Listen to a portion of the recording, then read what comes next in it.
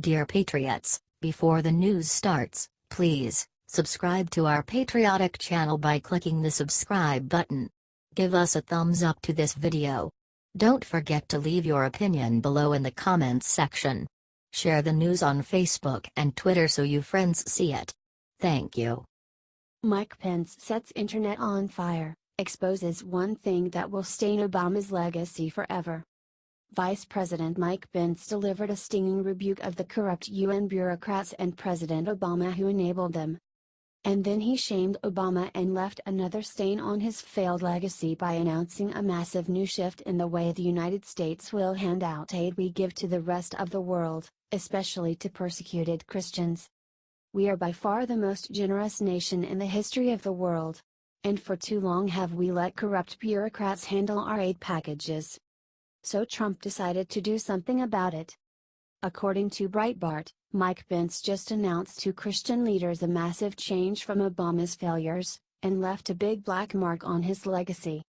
He said that President Trump has mandated that the U.S. State Department stop relying on the United Nations to provide humanitarian aid to persecuted religious minorities in the Middle East fighting against the onslaught of radical Islam. Pence ripped the UN saying, "We will no longer rely on the United Nations alone to assist persecuted Christians and minorities in the wake of genocide and the atrocities of terrorist groups. Our fellow Christians and all who are persecuted in the Middle East should not have to rely on multinational institutions when America can help them directly." Then he fired the shot heard round the Christian world. "And from this day forward, America will provide support directly to persecuted communities through USAID. The United States will work hand in hand from this day forward with faith-based groups and private organizations to help those who are persecuted for their faith." Then he shamed Obama in the worst way. "This is the moment," Pence said, "now is the time, and America will support these people in their hour of need. Let me assure you tonight, President Trump and I see these crimes for what they are, vile acts of persecution animated by hatred for Christians and the gospel of Christ. And so too does this president know who and what has perpetrated these crimes, and he calls them by name, radical Islamic terrorists."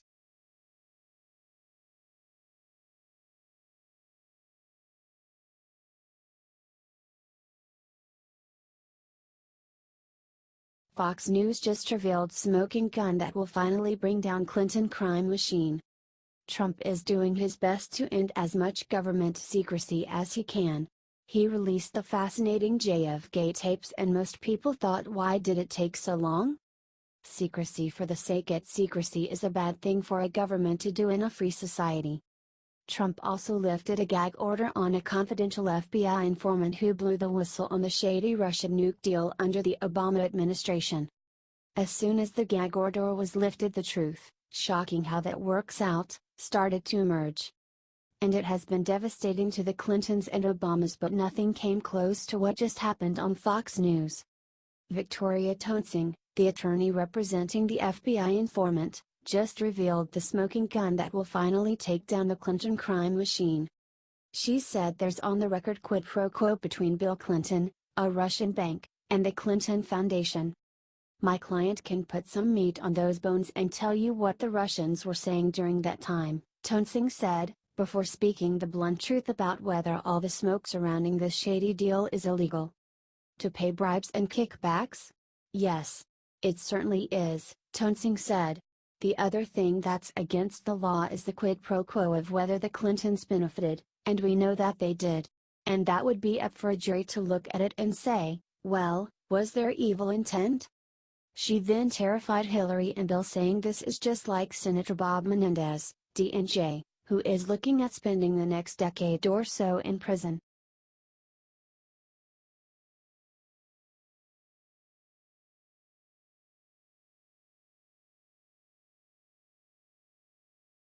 Day after North Korea threatens to shoot nuke, Mattis walked up to their border and did unthinkable.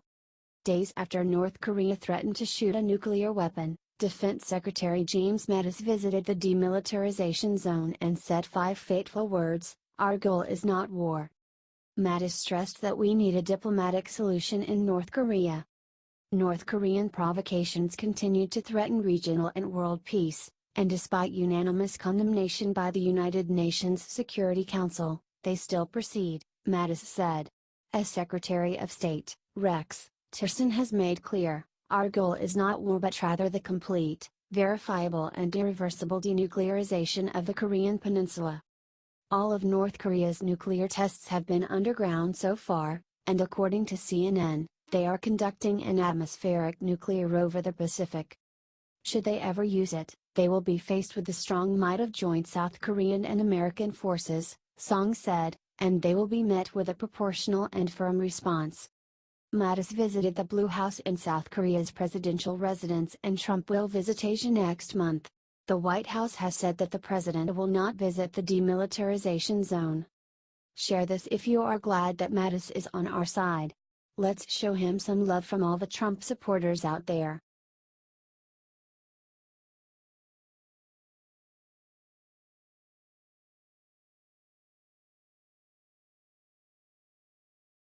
What Trump just did to our economy will leave Obama crying in jealous anger. Donald Trump keeps winning. And winning. And winning. His latest win is major, and it's sure to kill Barack Obama's spirit in the process. During Obama's last quarter in office, the U.S. economy barely managed 1% GDP growth, according to the Bureau of Economic Development.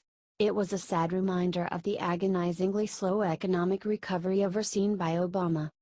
Luckily, Trump swooped in and tripled GDP growth in his first full quarter in office, with growth of about 3%.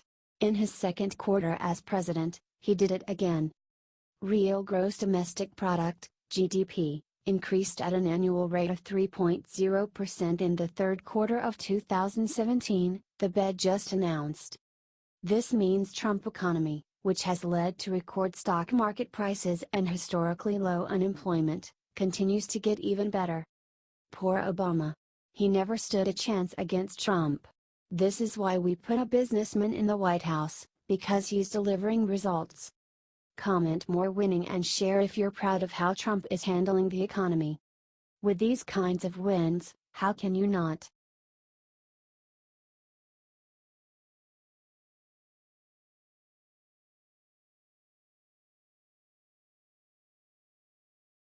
Cecile Richards gets smart about Trump on Twitter, Ben Shapiro instantly annihilates her. Planned Parenthood CEO Cecile Richards got smart about the Trump administration on Twitter Thursday evening, and Ben Shapiro was having absolutely none of it. Richards tweeted about a leaked memo by the administration, saying that they wanted to move natural family planning, like the rhythm method. She went on. You know what we call people who practice the rhythm method? Parents. Oh, Mother of God, parents? So is that what happens when you have sex? Shapiro instantly owned her because, well, he's Ben Shapiro. Shapiro has made a name for himself amongst pro-lifers for his spitfire arguments against abortion.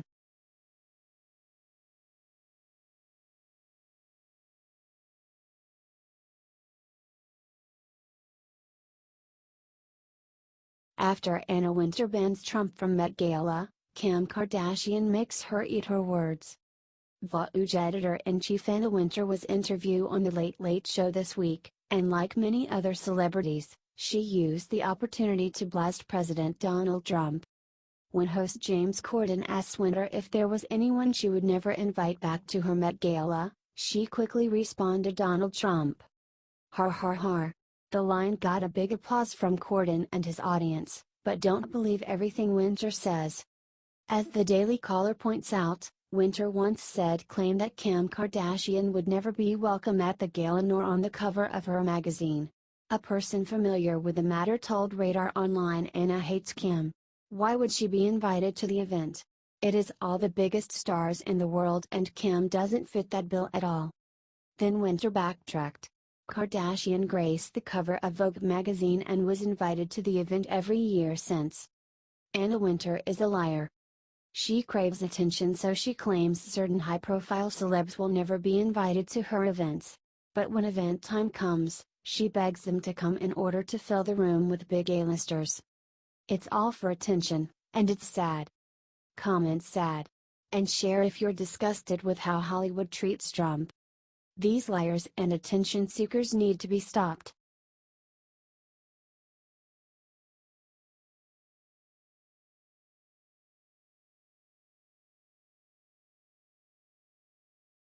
Houston Texans owner discovers brutally honest way to humiliate anti-flag NFL players.